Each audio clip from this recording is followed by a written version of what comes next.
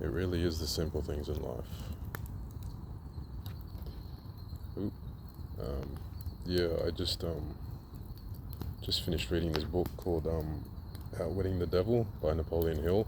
Um, it's a book kind of about um, a lot of things, but the main takeaways from it are like getting your mindset in a right place to achieve your goals and not just kind of drift in life, which is what he kind of calls it. Um, Drifting is like a way, like drifting is obviously when you're just not like set towards a goal and you're just going with the wind and just letting life do its thing, um, which can be like less stressful, I suppose. But if you have goals in life, I think this book will really help. And yeah, I just found it like really like a good reminder of what's important and yeah, what things you should aspire for and what things are just kind of like not as important, if that makes sense. Um, so I'll go for the points that it was there. There's 7 main points. He talks about definiteness of purpose, mastery over self, learning from adversity, controlling the environment, like environmental influences, associations. Um, I can't see because it's so dark. Time, harmony, acting with definiteness of purpose. I can't say that word. And caution. But I think the first 3 are the main ones that I'm going to go through. Yeah, definite of purpose is like a really hard one to um, kind of tackle if you don't know what you want to do, and that's definitely something I struggle with. But recently, I've just come back to like basic stuff, like what do I really need in life? Um, Shelter, food, water, like love. All these things are really important, and all these things you see on social media really are just distractions. Like obviously you want to be rich and wealthy and all that stuff and provide for other people, but I think it just gets blown way out of proportion in social media. Um, yeah, and like reading this book. This book was like published in 1930, and it just got released in 2011 because they like didn't publish it for ages for some reason. He read it in 1930 and he didn't publish it till now after he died. Maybe it was like a cash grab, but it's a good book. I'd definitely recommend it. Yeah. But back onto purpose. See, look, I got the scatterbrain. Yeah, you just really got to find something simple and like fulfilling, and actually like improves your health, I guess, as well. And like, yeah. I think for me, I think the thing I always go back to is like living optimally. Like my body is kind of like the only thing you really have, your body and your mind. So if you're doing things that aren't good for your body, like drinking, smoking, eating bad food, bro, my hand is getting really hot. Drinking, smoking, eating bad food, yeah, even like staying up late and partying and stuff like that, which is kind of normalized in today's society. It's just, yeah, not really what I want. And I mean, I don't do those things anyway, but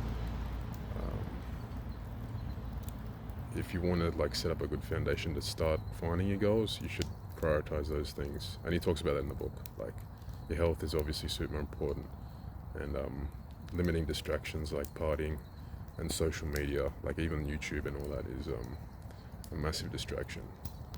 So if you can live with like a definite purpose, you're almost unstoppable. Like if you don't have any distractions and you just focus on this one thing that you really want,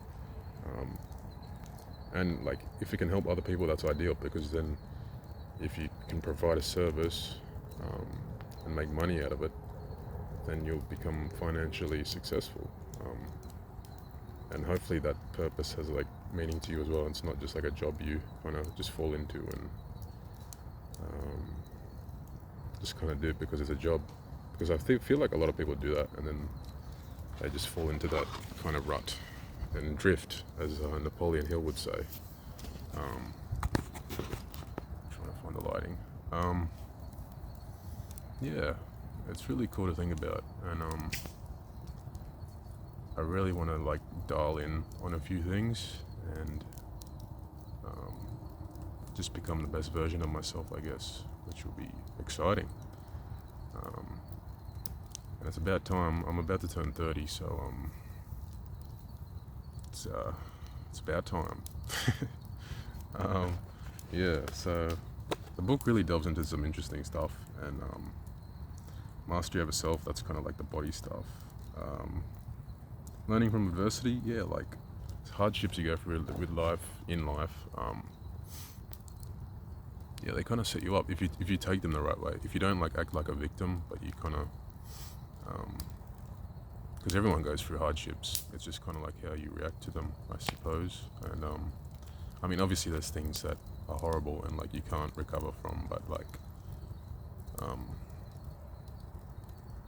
yeah, there's things that like challenge your life, and then it makes your life harder, but then you kind of just fall into the trap of misery and victimhood, and that's just, yeah, another way he talks about the drifting, which is interesting. Yeah, he really delves into like how important the mind is, and yeah, just getting your thought patterns right is insanely important. Yeah, and recently there's been a few people like just talking to me about they struggle to find their purpose, but I think a lot of purposes, like whenever I think about my purpose, it's like the thing I go back to is like I just want to help people, and to help people you actually need to help yourself and become the best version of yourself, and then you can do what people need, if that makes sense. Yeah, so that's the way I look at it. And obviously like there's other things he talks about, like positive mindset, which is essential. Like even just being reminded of that is like so important. Like if you're stuck in that negative sort of framework, it'll just bring you down, and it really is just a choice. Like you can be negative and just think like, oh, everyone's out to get me or whatever, or the world's trying to keep me down. Or you can be positive and say, oh, these challenges are going to make me stronger in the long run, so I'll adapt to them. Yeah, so yeah, positive mental attitude. This fire is really hypnotic too, so I'm just sorry if I'm not looking at the camera. Yeah, but yeah, I just wanted to do a quick little video on my thoughts on the book, because I really liked it, and I would recommend it. So that is it. Thank you, my friends. Let me know what you think, and if you've got any like ideas on like, or like ways that you